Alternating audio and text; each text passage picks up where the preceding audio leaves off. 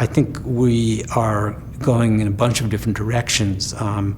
One of the issues right now is that, of course, everyone's trying to be opioid sparing, but while cannabis was considered the magical wand, we'll say, to use your term, study after study are coming out looking at increased cognitive and psychological and physical repercussions of cannabis, which becomes a more dangerous drug as the THC levels increase.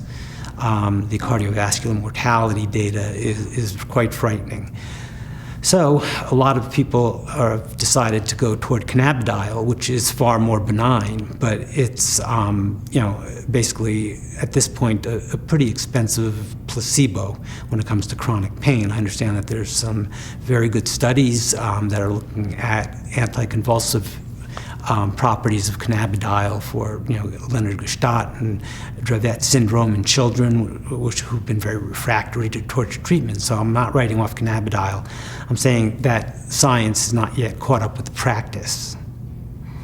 The other piece of this that's important is the myth that cannabis is opioid sparing, and this was based on a couple of early studies out of Colorado, 2012, 2013, 2014, but the more recent data, including one study that my group published that showed that those whose initial UDT, urine drug test, was positive for THC over the following year had twice the likelihood of demonstrating opioid aberrancy in the pain clinic.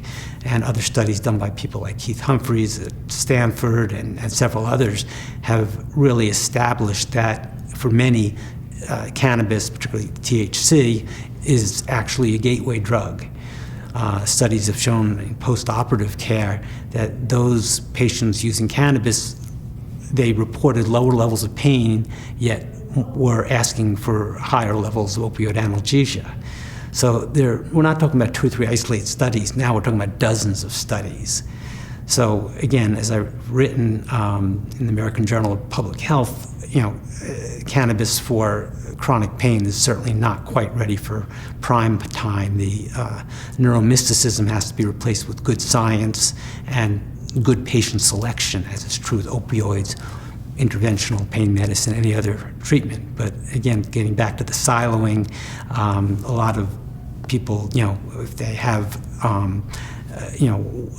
if they have one tool, a hammer, everything looks like a nail, and they go banging away at it, and that's not really helping people.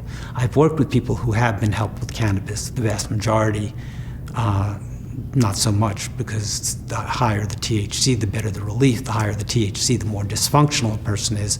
It's what we used to call being stoned. We'll just call it cognitive dysfunction now.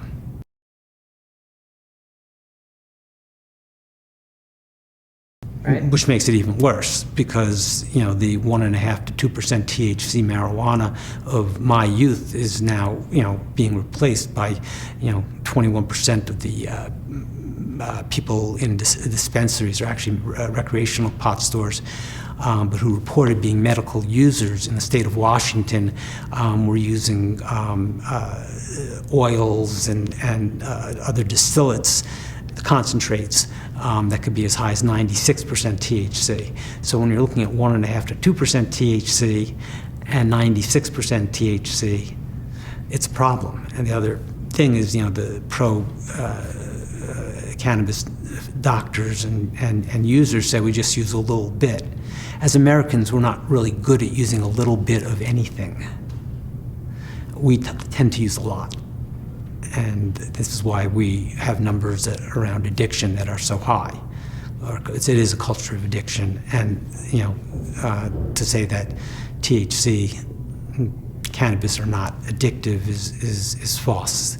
Studies going back to 2013 have shown withdrawal associated with abrupt cessation of cannabis use. Not dangerous withdrawal, but very uncomfortable.